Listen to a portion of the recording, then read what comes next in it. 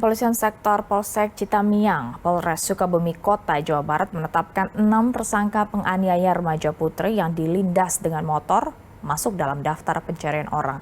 Sementara polisi telah menangkap 2 tersangka lainnya. Aksi penganiayaan ini terjadi pada Jumat 4 Agustus lalu di sebuah rumah makan di Kecamatan Citamiang, Kota Sukabumi. Kemudian mengakibatkan perempuan berusia 19 tahun babak belur. Dari rekaman video ini, korban dianiaya dengan cara diseret lalu dilindas menggunakan sepeda motor. Motif para pelaku melakukan aksi penganiayaan ini terhadap korban diduga karena asmara atau cemburu. 2 tersangka telah ditangkap oleh polisi dari sektor Polsek Citamiang, sementara 6 tersangka lainnya berstatus daftar pencarian orang.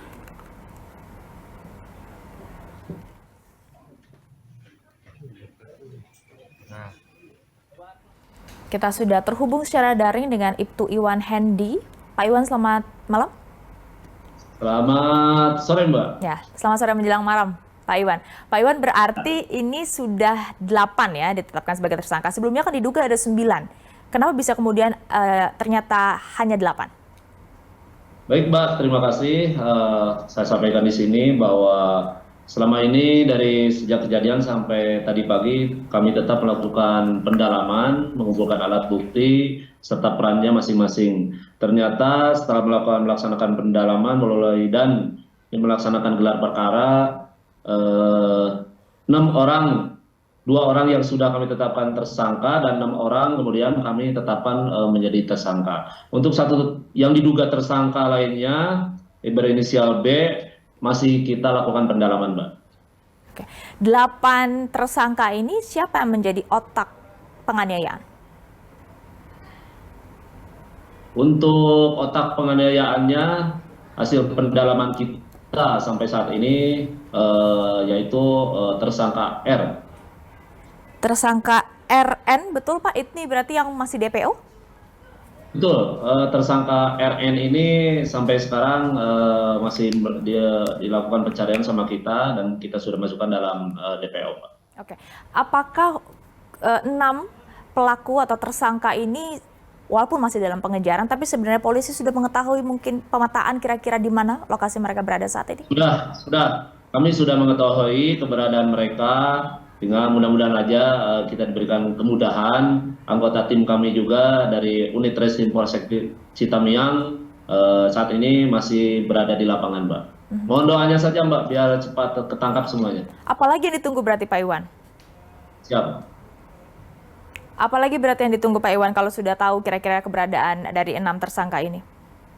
Kita tetap melakukan pengejaran karena mereka ini mungkin karena sudah monitor dari media, jadi tidak stay, mereka selalu berpindah-pindah, itu yang menyulitkan kami. Tapi kami tetap semangat, kami akan lakukan pengejaran terus.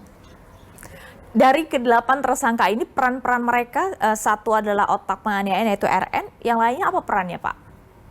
Perannya sama sebagai eksekutor, jadi mereka melakukan pemukulan, ada yang menendang, ada yang menyeret. Lalu apa motifnya? Apakah sudah bisa dipastikan bahwa motifnya adalah asmara? Untuk motif dalam kasus ini sehingga terjadi pengeroyokan, hasil pendalaman kita dan pengumpulan dari alat-alat bukti maupun dari saksi korban yang sudah kita mintai keterangan, jadi motifnya masih tetap seperti yang saya sampaikan dari awal, yaitu masalah cemburu. Oke, ini adalah hasil dari keterangan tersangka yang sudah berhasil ditangkap, yaitu 2 tersangka? Keterangan dari korban dan teman-teman korban, Mbak. Keterangan dari korban. Lalu apa keterangan dari kedua tersangka yang sudah berhasil ditangkap oleh polisi? Untuk tersangka yang sudah kita amankan dan sudah kita tetapkan sebagai tersangka, mereka mengaku bahwa pengeroyokan tersebut tidak mengetahui asalnya, hanya karena solidaritas terhadap rekan, mereka ikut untuk melakukan pengeroyokan secara bersama-sama, dan pengakuan mereka bahwa mereka ini tidak mengetahui kalau korbannya itu adalah ternyata seorang perempuan. Jadi mereka tidak kenal sama sekali dengan korban? Tidak kenal dengan korban. Untuk yang sudah kita amankan 2 ini, mereka mengaku tidak kenal dengan korban. Apa yang membuat berarti totalnya 8, 7 orang lainnya yang tidak mengenal korban mau untuk melakukan hal keji seperti ini, Pak Iwan? Setelah kita minta keterangan dari 2 tersangka yang sudah kita amankan, memang saat kejadian mereka terpengaruh dari minuman beralkohol dan mereka mengaku bahwa pengeroyokan itu dilakukan karena rasa solidaritas sesama teman, pengakuan dari mereka, Mbak. Dan ini baru pertama kali dilakukan?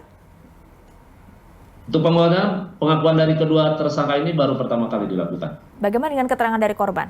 Apakah sudah pernah ada upaya penganiayaan sebelumnya dari RN ataupun pelaku lainnya? Baik, dari korban setelah kita minta keterangan menjelaskan bahwa sebelumnya memang tidak pernah ada ancaman ataupun upaya-upaya yang dari ancaman dari saudara RN yang sebagai pelaku utamanya. Ini masih ada 6 tersangka, Pak Iwan, yang masih masuk ke dalam daftar pencarian orang. Bagaimana memastikan keselamatan dari korban saat ini? Ya, siap. Untuk korban, alhamdulillah terakhir kemarin sore kita juga tetap melakukan monitoring pada korban. Korban sudah kembali, sudah bisa interaksi dan luka-lukanya juga sudah mulai sembuh, mendekati udah sembuh lah, Mbak, gitu ya. Berarti kondisi kesehatannya sudah lebih baik ya, Pak Iwan ya?